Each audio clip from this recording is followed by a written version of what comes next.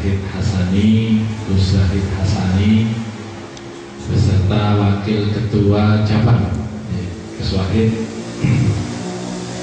Yang saya hormati Sekretaris PCNU Kabupaten Purbalingga, yang juga Wakil Ketua BBGP Ansor Jawa Tengah, Gus Ulil Arham, yang hadir bersama kita pada malam hari ini.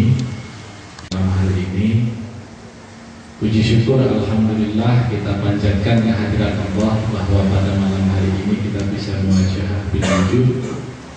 Untuk pertama kalinya saya menginjakkan kaki di gedung PCNU setelah terpilih menjadi anggota DPR RI tahun 2009. Berarti setelah 5 tahun baru sekarang ini menginjakkan kaki di gedung NU.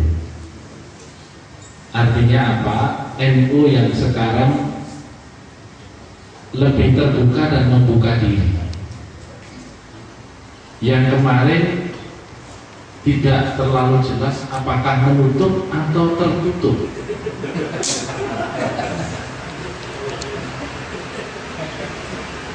Karena pada waktu saya diaturi oleh Pak Bupati pada tahun itu disampaikan, ini kepala dinas saya, Gus, monggo silakan.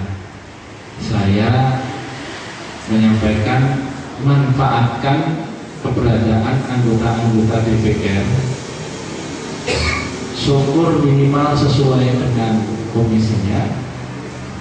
Kalau dia cukup bagus komunikasi dengan pejabat-pejabat tinggi yang lain, bisa nyabrang komisi karena luasnya perkenalan dan jaringannya.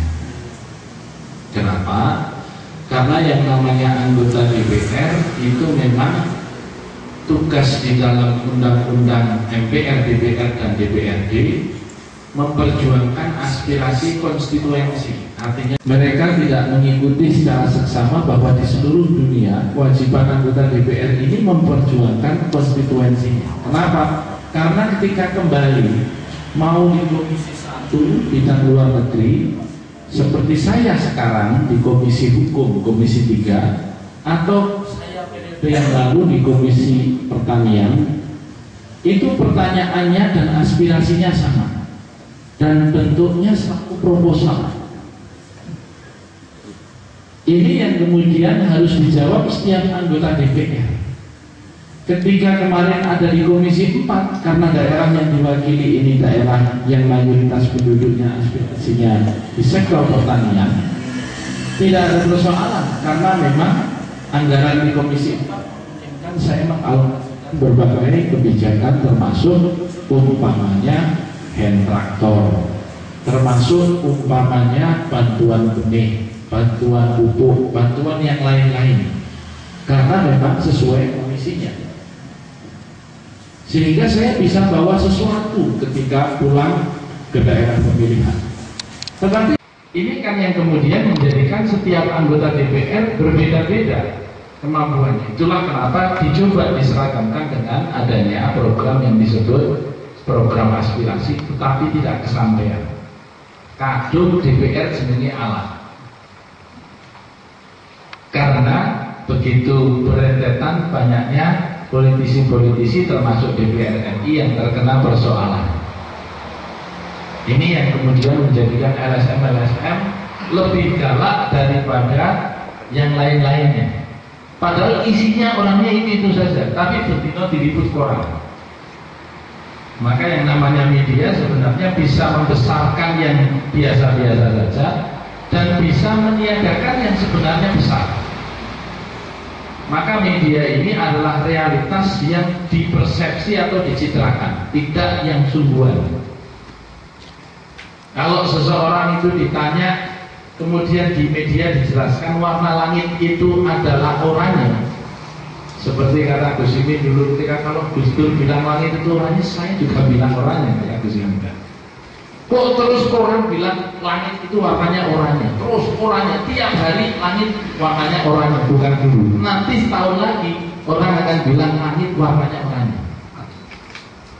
Jadi memang bukan realitas, tetapi dia adalah imajinasi atau pencitraan. Nah, inilah yang saya kira kemudian menjadi penting pada kesempatan ini, karena pada masa 5 tahun saya bertugas menjadi anggota DPR, kebanyakan apa yang menjadi sarana prasarana yang diaspirasikan dan terwujud itu yang paling banyak memanfaatkan Kabupaten Kebumen. Kabupaten Kebumen itu mungkin sampai dengan 5 tahun saya menjadi anggota DPR periode 2009 sampai dengan 2014.